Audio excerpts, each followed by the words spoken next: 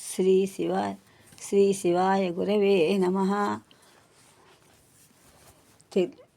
తెనాలి రామకృష్ణుడు రచించినటువంటి లిపి గురించి చెప్దాం ఒకసారి.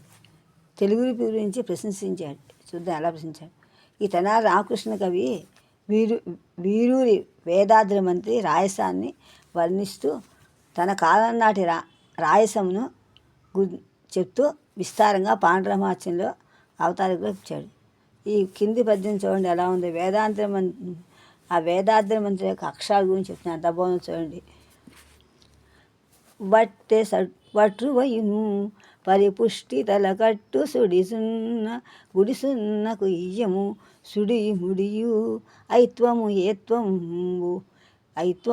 ఏత్వంబు అందంబు గిలకయున్ బంతులు నిలువు పొలపు నయము నిస్సందేహతంయు నొప్పు మురుగును ద్రచ్చి వేసిన ఎట్ల తనరుటయును షడ్వర్గ శుద్ధియు యోగ్యతను వృత్తిపేత్వంబు విసుదగతి గీలుకొన రాయసంబుల వ్రాయంగురుంకు గొనరును చేతప్పు గొనకయుండా రహిత ముక్తా ఫలాకార విలసనమున అతి మరున్మంత్రి వేదాద్రి మంత్రి వరుడు.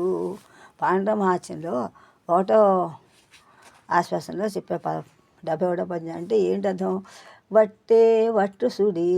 పూర్వం గంటలు పట్టుకొని అక్షరాలు చెక్కునేవారు అన్నమాట.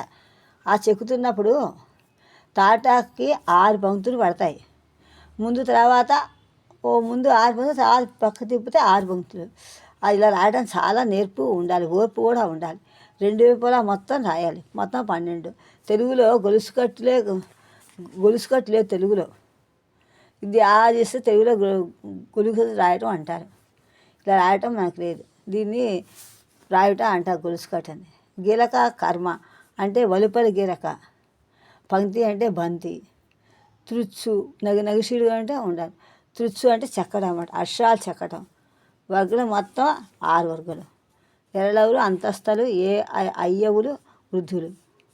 వ్రాయసం అక్షరాలు. గరసాముదము హంసపాదం గుర్తు. అందుకే ఆదిలో హంసపాదనే మాట వచ్చిన అంతా పాండురంగాచలంలో ఉందన్నమాట అని రాయసం గురించి రాశారు. ఇది నిజం. అలా బాగా సీసం గురించి బాగా చెప్పాడు. నీడు వదిలాడంటే దానం చేయడం అర్థం అన్నమాట. నిజంగా అసయోక్తి అంటే అందమైనటువంటి అబద్ధం. ఇప్పుడు చూడండి తెలుగులో వట్రసుడి వట్రసుడి అంటే కృష్ణలో అరుత్వానికి గుర్తు అన్నమాట. పరిపుష్టి దానికి అందంగా తలకట్టు కొమ్మిస్తే హల్లుకి. ఇప్పుడు ఈ కాలం నాటిగా అర్థమే చెప్పాలంటే హల్లులు అంటే ఎక్కువ చుట్టూ అచ్చులు లేకుండా పలికాయి. ఈ హల్లులకు అక్షరాలను కలపడమే గుణింతం.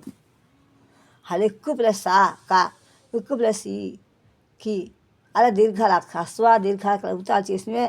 అంటే తెలుగు ఈ నాటి కాలం అర్థం చెప్పాలంటే హల్లులకు అచ్చును కలపటమే గుణింతము అని చెప్పాలి అర్థమయ్యేటట్టు.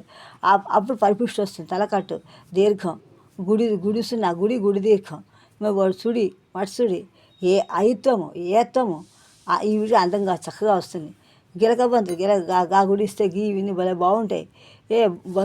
బంతు సున్నాలు, నిలువు పొలుపు అర్థ సున్నాలు, ఇవన్నీ కూడా చక్కగా తెలుగు భాషకి మంచి అందం వస్తుంది, మురిపం వస్తుంది.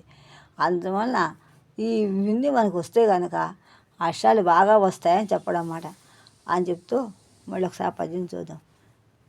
వేదాద్రి చెప్పాడు. తలకట్టు గుడి సున్నా క్యావడి వటసుడి